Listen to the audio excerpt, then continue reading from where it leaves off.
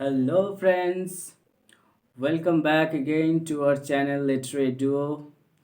In this video, I would discuss the sonnet number 6 of Shakespeare. Yeah, let me tell you that sonnet number 6 is the continuation of sonnet number 5, and I have made a video on sonnet number 5, and you can watch the video out uh, to understand the sonnet number 6 better, because these two sonnets are interlinked between, and we know that these two sonnets are in the group of Shakespeare's procreation sonnets. Okay, so in the previous sonnet, Shakespeare, or rather, I should say, the lyrical voice celebrated the addressed male friend's beauty in a different way, and he somehow tried to convince his male friend to have get married and to have child, so that his remembrance or his beauty will be eternalized.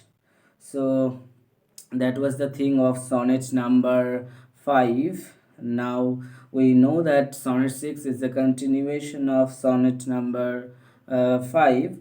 So without further ado, let's get started reading the sonnet and analyzing it. So uh, we let me tell you another thing, that Shakespeare's most of the sonnets deal with the concept of love and celebration of beauty. The celebration of beauty.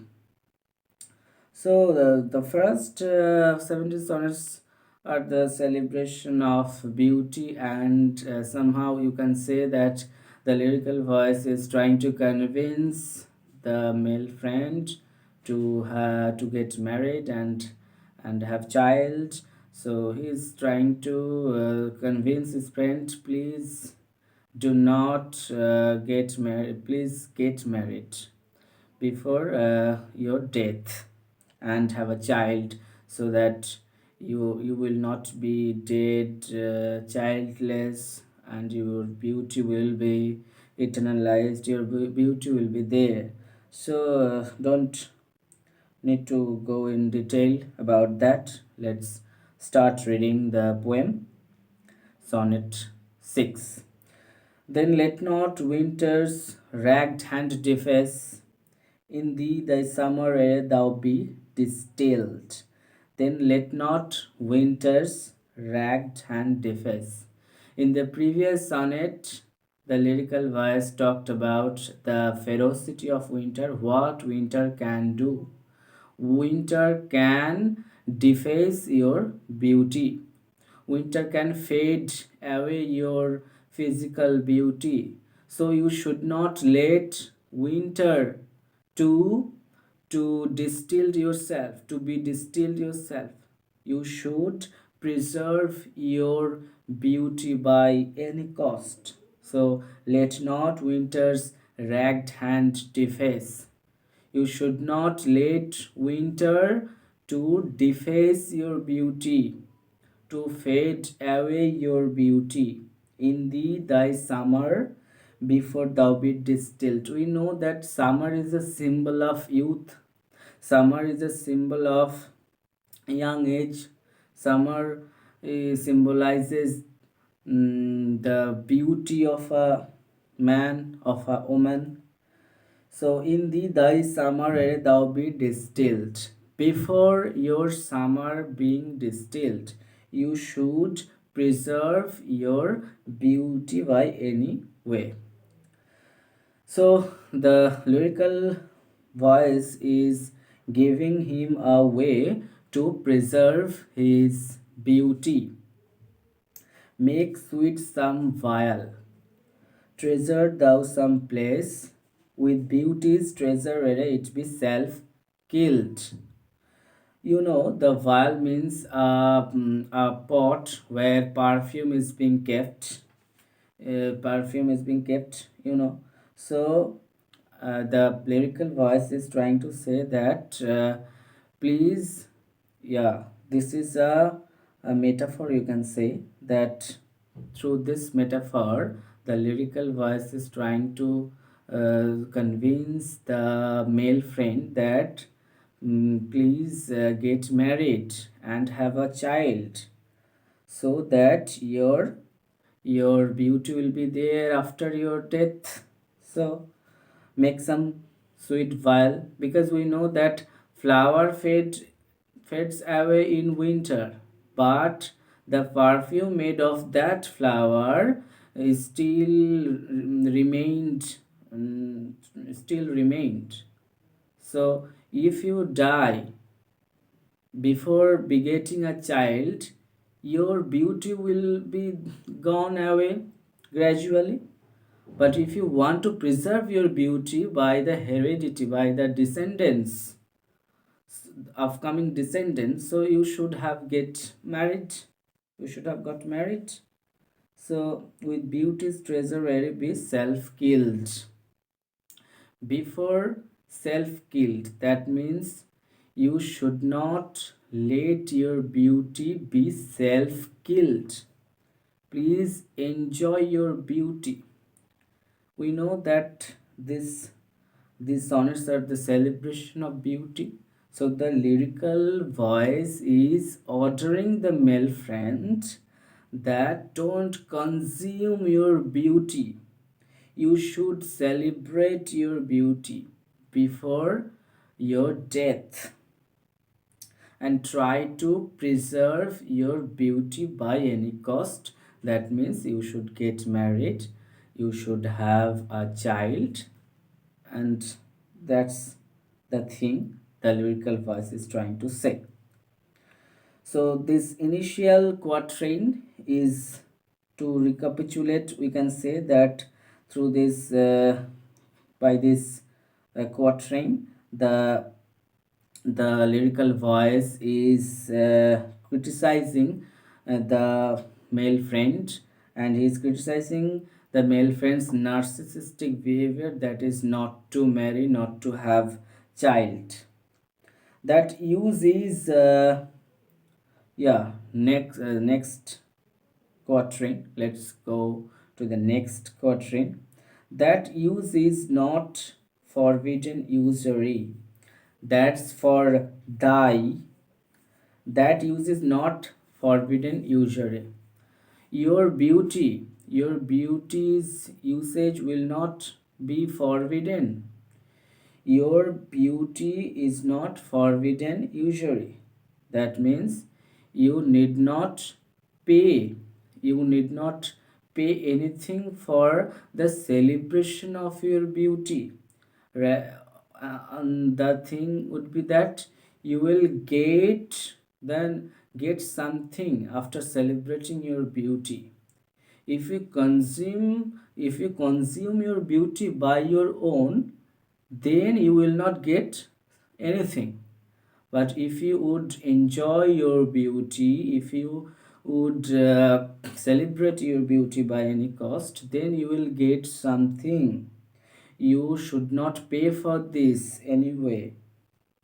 That is for thyself to breed an other thee. So if you enjoy your beauty, if you get married, then you will get another prototype of thee. That means another prototype of you. You will get your child that will prolong your sustainability after your death also. That is for thyself to breed an other thee. Your child would be the other thee. That means your child will ensures your immortality. Or 10 times happier be it to 10 for 1. 10 times thyself were happier than thou art. So if you die anyway having a child, after the 10 generations, your beauty will be celebrated, your beauty will be reshaped throughout these 10 generations, and the happiness of that child will be 10 times, will be multiplied by 10 times. The happiness of that child will be multiplied by 10 times. If 10 or thine 10 times refigured thee, when your child's happiness will be multiplied, if you get married, and if you have a child by marrying someone. So if 10 or thine 10 times refigured thee, then what could death do if you should depart, leaving thee living in posterity? Death cannot overpower you. If you have a child before your death, death cannot overpower you, death cannot conquer you, your beauty, because you will be reshaped after your death through the prototype of your child. Then what could death do if thou shouldst depart, leaving thee living in posterity? You will be there in the descendants of your, the upcoming 10 descendants, upcoming 10 generations. You will be there. So what you need to do is to get married and have a child. You should not be narcissistic. You should celebrate your beauty. Your beauty will be multiplied if you get married and have a child. If you consume your beauty by any way, then you will not be eternalized by anyone. Your everything will be demolished by your, when you'll be died. Now going to the couplet. Be not self-willed, not for thou art much too fair to be death's conquest, and make worms thine heir. Be not self-willed. This phrase, self-willed, echoes the line self-killed. That means you should not consume your beauty by your own. You should celebrate your beauty. You should not be self-willed, for thou art much too fair. You are too fair to be self-killed. That means you should not be self-consumed. To be death's conquest, and make homes thine heir.